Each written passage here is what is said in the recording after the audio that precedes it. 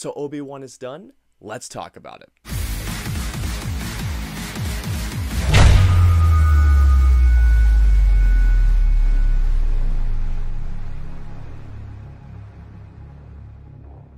So Obi-Wan Kenobi is a new Star Wars show on Disney Plus, and as you all can imagine, it follows the man himself, Obi-Wan Kenobi, who is once again portrayed by Ewan McGregor, as it takes place after the events of Revenge of the Sith. If you guys haven't seen Revenge of the Sith, I'm about to spoil it, so, well, if you haven't seen Revenge of the Sith, it's been like, what? Oh my god, it's been almost 10 years. No, 20 years since Revenge of the Sith. Holy crap. Order 66 happened, which means the Jedi have been hunted down, and there's very, very few Jedi remaining. I mean, very, very few of them are remaining at this point. And also, Anakin Skywalker has since become Darth Vader, and, well, after Obi-Wan took the high ground, well, that happened. As Obi-Wan Kenobi has been looking over a young Luke Skywalker, a young Leia has been kidnapped, and Obi-Wan has been called to find and rescue Leia. Alrighty guys, so let's get into Obi-Wan Kenobi. Excellent! I don't watch a lot of TV shows. I mean, I watched Game of Thrones, I watched Breaking Bad. I am waiting for the remainder of Season 4 of Stranger Things to come out before I review it. By the way, Season 4 has been terrific so far, minus one issue, to which I will talk about once the season is over. But otherwise, I don't really watch a lot of TV because TV, it's a huge commitment. It really is. I mean, watching every week, then again, I'd prefer to binge a show than doing every single week, but depending on the show it is. When it came down to TV this year, there were 3 shows that I was looking forward to. Peacemaker, to which I already reviewed, and I absolutely loved it. The Boys, to which I do need to pick up where I left off, because I've been loving Season 3 so far. And my other most anticipated TV show of the year, Obi-Wan Kenobi. There's been a couple of characters in my mind that I would think, you know what, this could either make, or they could make for, a story with them could make an either a really good TV series or a good film. And one of those characters that I think always deserved a film, or even a TV show for that matter, was Obi-Wan Kenobi. Even if you don't like the prequels, I think you have to admit, now I can't speak for everybody, but at least this is just coming from my personal opinion. As a person that doesn't like the prequels, minus Episode 3, which I think is a very good movie, actually, the saving grace of the prequels to me was always Ewan McGregor's Obi-Wan Kenobi. It was originally supposed to be a movie at first, and I think the director of Billy Elliot was supposed to tackle it on, which I thought, that's a really cool choice. I don't know what happened afterwards, but I guess they reworked it into a TV show, which, you know what? Hey, I'm all about it as long as they can find a story. Obi-Wan Kenobi is out on Disney Plus, and there's only 6 episodes, and that was my main concern because there's been quite a few shows on Disney Plus that were only 6 episodes and weren't great. The show is over. I've had some time to think about it, and here's what I can say about Obi-Wan Kenobi. I didn't love it, but I did really enjoy the show. Ewan McGregor as Obi-Wan Kenobi, that man is so damn good as this character, and honest to God, I want to see him playing this character for more. So if they somehow bring him back for a season 2, if there is gonna be a season 2, because they do set up in a way for a season 2 to happen. He has this sense of regret in him after the events of the Revenge of the Sith, after, as you all know, he feels like he has failed Anakin Skywalker, to which I'll get into that later on. It reminds me a lot of, and this is gonna get me killed, but I really don't care at this point, it reminds me a lot of Luke Skywalker in The Last Jedi, to which he failed on something, and because of his failure, he hasn't really been doing his thing. Going on to something else I loved, and for some reason, she's making a lot of crap, and I want to give a lot of credit to this actor. I gotta look this person up, so please just bear with me really quick. Vivian Lyra-Blair? I'm so sorry. Vivian Lyra-Blair did such a great job as a young Leia. I thought she was so darn good, and she brought so much to that role. She reminded me a lot of, you know, the older, more adult Princess Leia that we see in Star Wars. In Episode 1, she has this great dialogue conversation with her cousin, and let me tell you, I thought it was absolutely brilliant. Again, it reminded me of the Leia I saw in the first, well, the fourth Star Wars film, or the first one, however you want to look at it. It was so nice seeing Hayden Christensen back as Anakin Skywalker, even though we didn't get a lot of screen time with him. The episodes that he was in there, and I'll talk about spoilers later on. When it came down to the prequels, I don't blame the acting on the actors. I blame it all on George Lucas's direction, because here's the thing. In case if you guys didn't know this already, George Lucas is not particularly a great director. I mean, sure, he did direct one of the greatest films of all time with Star Wars, but at the same time, moving on to the prequels and until episode 3, Revenge of the Sith, basically, he doesn't really know how to talk to actors. The training sequence where Obi-Wan and Anakin, this is obviously before Revenge of the Sith, which I actually liked that they went before Revenge of the Sith in this one. I thought it was such a great little thing where showing, hey, Master, you admit defeat. As far as the episodes that I liked the first episode, I liked episode 3, and I liked episode 5 in spurts. Episode 4, there are some things that I enjoyed. Also, the finale of season 1, there are things about the finale that I really enjoyed as well. There are things about the show that I really, really liked, and there are things about the show that I wasn't quite on board with. I will say this much, though. If you pay close attention throughout the entire season, there are smaller moments throughout the episodes that if you really do pay attention, they do form connective tissue between this series or this show and Star Wars. The main thing I loved about the show were the smaller character moments. Like, for example, I believe it was episode 2. Even though episode 2, I have such a big issue with episode 2. Oh my god. Obi-Wan and Reva, it looks like they're about to fight, and Reva says Anakin's name, and the look on Obi-Wan's face, he felt scared, but at the same time, like, he had these emotions going like, oh my god, he's alive. Now, do not get me wrong, guys. When it came down to the action sequences of Obi-Wan Kenobi, the action of the show was fairly well done. My favorite thing about Obi-Wan Kenobi were the smaller moments in between all the big set pieces. Episode 3, there's a moment where, well, I do have a criticism here as well, which I'll get into later on. There is a great moment in episode 3 where Obi-Wan and Leia are in this little transporter, or this transportation device or transportation shuttle or whatever the freak it was. Obi-Wan calls her Leia, and she's like, dude, what the heck? Obi-Wan just has this great save, and it was just a great, smaller, character-driven moment. Now, do not get me wrong, I was ever looking forward to seeing Vader and Obi-Wan fighting, into which we do get some of this, and do not get me wrong, seeing that first encounter in episode 3 between Obi-Wan and Darth Vader was awesome. I mean, oh my god. Seeing this Obi-Wan that of course wasn't quite in that mode yet, and as Darth Vader was just pummeling him down, and then him just like putting him across those flames. And by the way, I should mention right now, one of my favorite scenes of this entire show was Darth Vader going through that town and just pulling people out and just killing people like that. Episode 4, mixed bag with my end, but episode 3, I just thought was terrific. The action as well was really, really well handled, especially in the final episode, that final showdown, well, for the time being with Obi-Wan and Vader. I thought that was a great fight. Personally, man, I think the lighting could have been a tad bit better in that fight sequence, but nonetheless, it was really cool to see Obi-Wan just go full-on beast mode. But yeah, in terms of everything I liked, I mean, the smaller moments, I mean, the connections that the show has to episode 4, the performances, some of the action, Deborah Chow's directing, I thought was very, very well done. Well, that's just fucking great! I can't deny this to you all.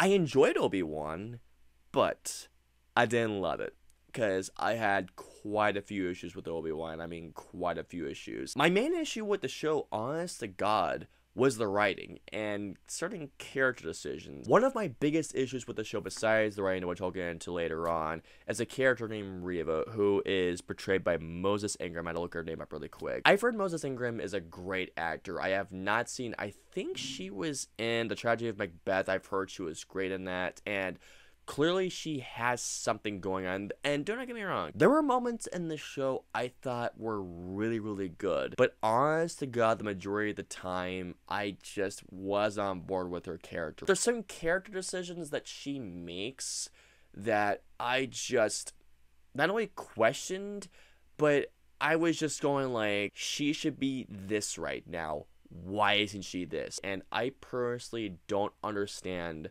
why there is a spin-off show with her in it. Something else I gotta talk about as well, some of the CGI just did not look that good. Some of the special effects, I just went, come on, they could have done a better job with this. 1 or 2 episodes, honestly, got more than anything else. Some of it kind of felt like filler in my eyes. I'm not gonna lie to you guys. The storyline itself, well, There are some great smaller character moments throughout the entire show, but looking at the bigger picture, nothing felt like it just emotionally grabbed me into it. Now, do not get me wrong, I enjoyed watching it, but at the same time, I was just looking for those moments that'd be like, yes, or those tear-dropping moments. Nothing like that happened in the show for me. Absolutely nothing like that happened. And that's a bummer because, like I said, guys, I was so looking forward to Obi-Wan Kenobi, guys. I have been waiting for a story on this character ever since the prequels happened, because I love Ewan McGregor's portrayal of Obi-Wan Kenobi, and I've been waiting for him to portray that character again. But I gotta be honest with you all, the emotional weight for the show for me just wasn't there, and there are spots where I was talking to my buddy Jason, and I was like, yeah, I agree with this. At times, it kind of almost came out as like a cash grab for Obi-Wan, and I don't want to say it because, like I said, I fucking love Star Wars, but at the same time, a show based on Obi-Wan Kenobi, one of the most beloved characters in Star Wars, deserves more than just enjoyment. It should be deep, layered with some brilliant, high emotional stakes, and I'm not gonna lie to you guys, quite a few times I feel like the show was where, oh my god, I legitimately thought that after every episode that Leia would be kidnapped and Ewan McGregor as Obi-Wan to go after her again. The more I talk about it, it seems like I'm not a fan, and I trust me guys, I actually did enjoy my time watching the show. I thought it was really, really well done. There are aspects I loved about the show, but then there are some other things that did unfortunately offset that balance. Out of all the episodes, my least favorite episode was episode 4. There's a particular moment in episode 4 that I just went, you have got to be kidding me. Before I go to my final score, I will say this much.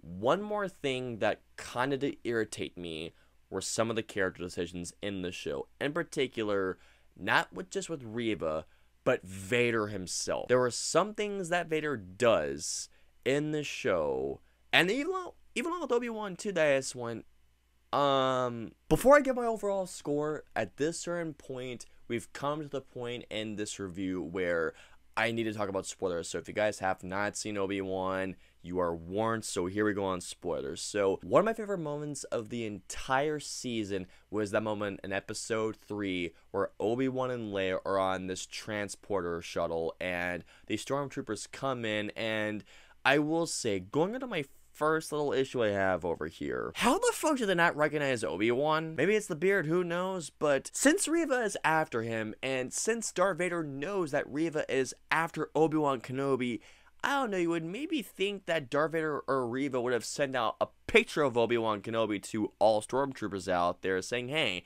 we gotta look out for this guy. So I wonder if they didn't get the message or something, but just it didn't make sense in my mind that stormtroopers wouldn't recognize one of the most famous Jedi in the galaxy after the events of Order 66 happened. Still, nonetheless, the moment they shared was great, and I absolutely love the moment where Ewan McGregor as Obi-Wan Kenobi was going like, hey, I'm sorry, she reminds me a lot of her mother, and I was just like, you know what, it's not only a great save, but it's just a great character moment. Going on to episode 6, one of my favorite moments in the entire show, and this is after the big rematch that Vader and Obi-Wan Kenobi has had, which I'm not gonna lie, the fight was great, but I just wish I had the emotional attachment. I mean, don't get me wrong, I love these characters so much, but again, the story of the show just didn't hook me emotionally as I thought it would. Obi-Wan has gained the upper hand, and he just basically slices off part of the helmet, and we see inside a burned up Hayden Christensen, and I never thought it would be a burned up Hayden Christensen. I just thought, okay, it's gonna probably be some stuntman,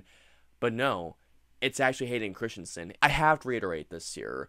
One of my favorite things that Deborah Chow, I thought, absolutely nailed here were those smaller character-driven moments. In this conversation, I thought she absolutely nailed the T. How the voices switch between James Earl Jones and Hayden Christensen. I absolutely loved that. That was such a great moment right there. And also him saying, no, you didn't kill Anakin Skywalker. I did. The moment where Darth Vader pulled down one of those ships and just destroyed the smithereens while the other ship went away, to which, why couldn't just Darth Vader have pulled down the other ship? When Reva comes in and is trying to fight him, just the way that he was toying with Reva, I thought was just brilliant. Like, he was just toying with her, just jumping around using the Force on her, going like, you really think you could beat me, man? You're fighting Darth fucking Vader. But I will say this much right now. In episode 1, Darth Vader was going around killing all the younglings after Order 66 had been assembled or had been sent out by Palpatine. And it turns out that Reva was one of those kids. The thing I wonder is this: how in the shitting hell did Reva survive not one, but 2 lightsaber stabs?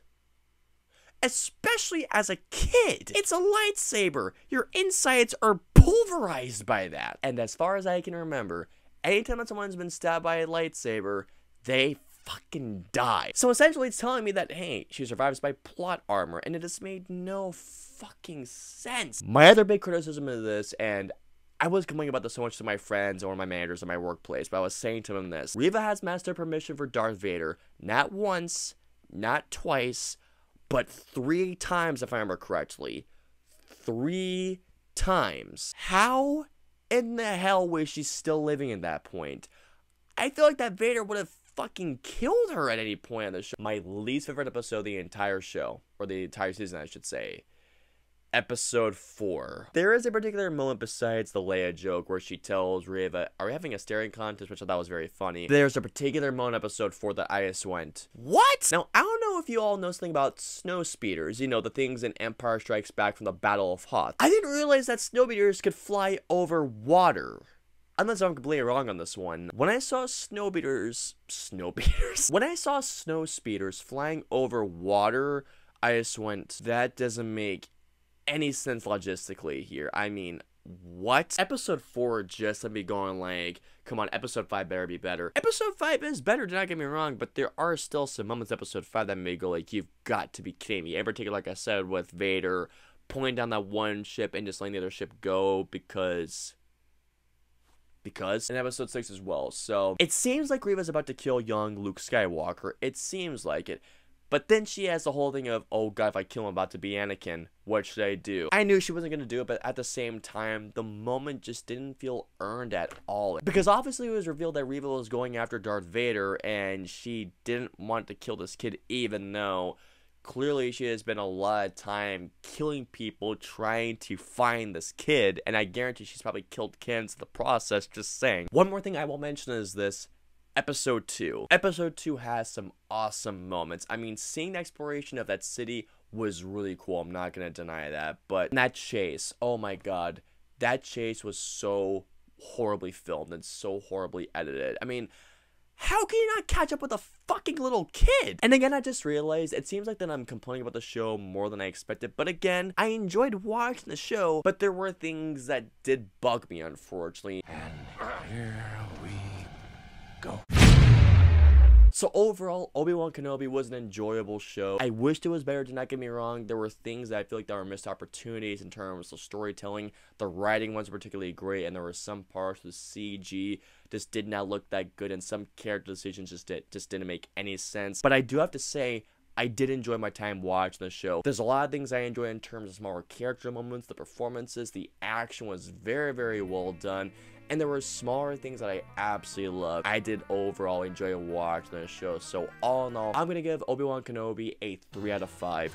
There's definitely a lot of things I enjoyed a lot about the show. But unfortunately, there are a lot of other things that I didn't quite enjoy that do offset that. Because the show could have been great. It could have been amazing.